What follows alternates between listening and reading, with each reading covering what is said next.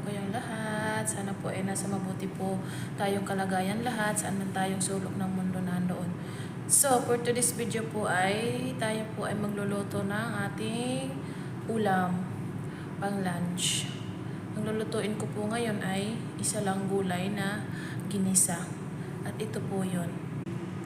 Ayan po yung gulay na lulutuin natin. Gigisahin lang natin yan at haluan ng konting chicken breast. Konti lang, hindi masyado marami kasi araw-araw na lang tayong nag-chicken. So, ayan, ito po ay gulay na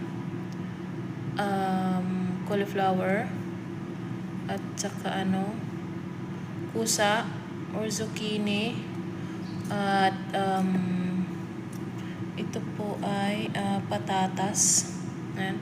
Hinihiwa-hiwa ko lang sila ng slanting. Tapos carrots. Yun lang po ang ating gulay na lulutuin. At saka ito na yung mga panakot o ricados, bawang, sibuyas at saka kamatis. So ayan guys, tayo po ay magluluto na kasi tanghali na po para po tayo ay makakain na. So ayan po, magigisa na po tayo ng ating mga ingredients, panakot. Unahin po natin yung bawang po.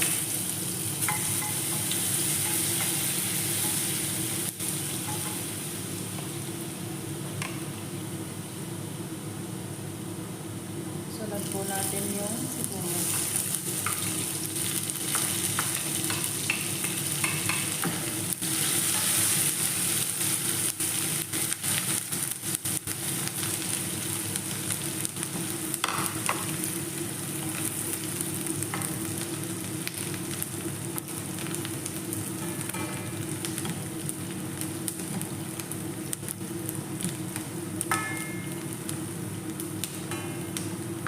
Nung natusta na po yung ating bawang at sibuyas, sunod na po natin itong karne ng manok.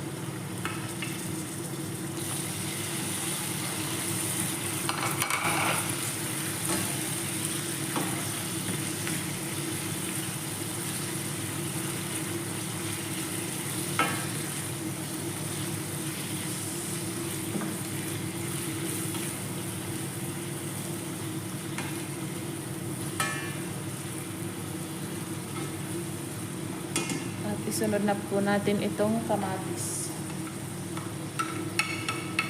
Ayan po.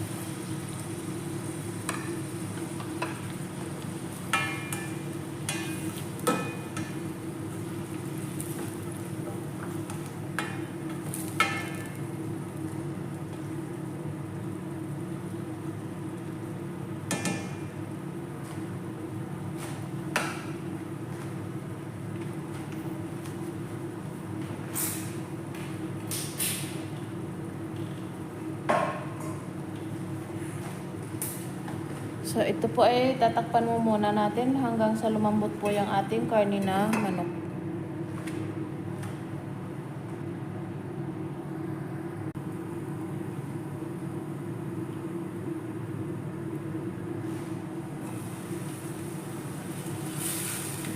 Ayan po, medyo luto na ng kaunti yung karne, yung chicken meat. Lagyan po natin ng Maggi cubes na isang piraso.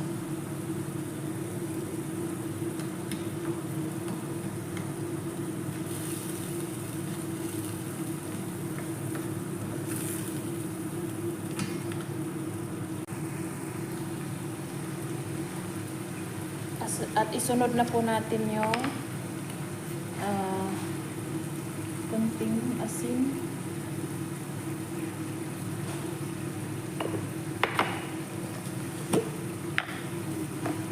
At konting pampalasa po.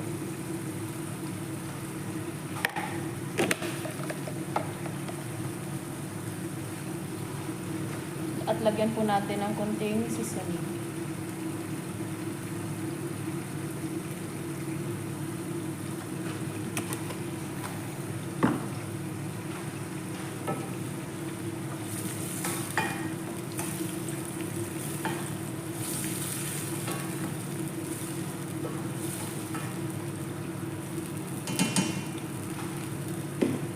At saka po ihalo natin yung ating mga gulay.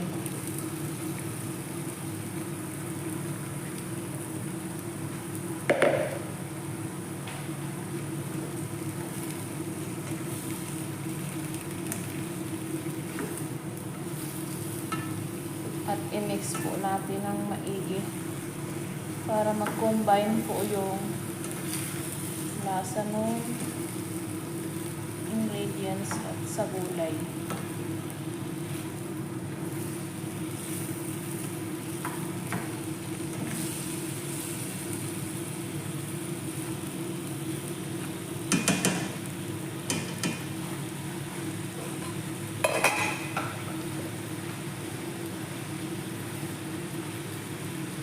At lagyan po natin ng konting tubig para hindi po masunog yung nasa ilalim po. At halukayin natin ng bahagya.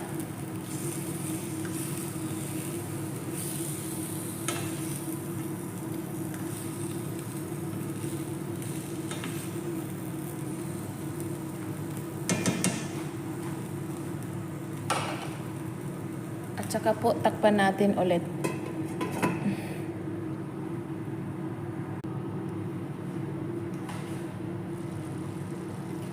Ayan po ang ating gulay ay luto na. Sobrang sarap po. It's so yummy. It's so very yummy. And full of vitamins.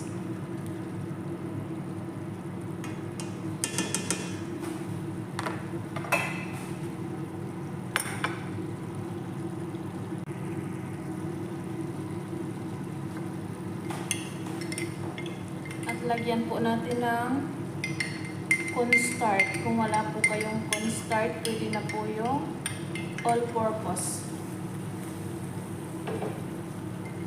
Para po lumapot ng konti yung sabaw ng ating gulay.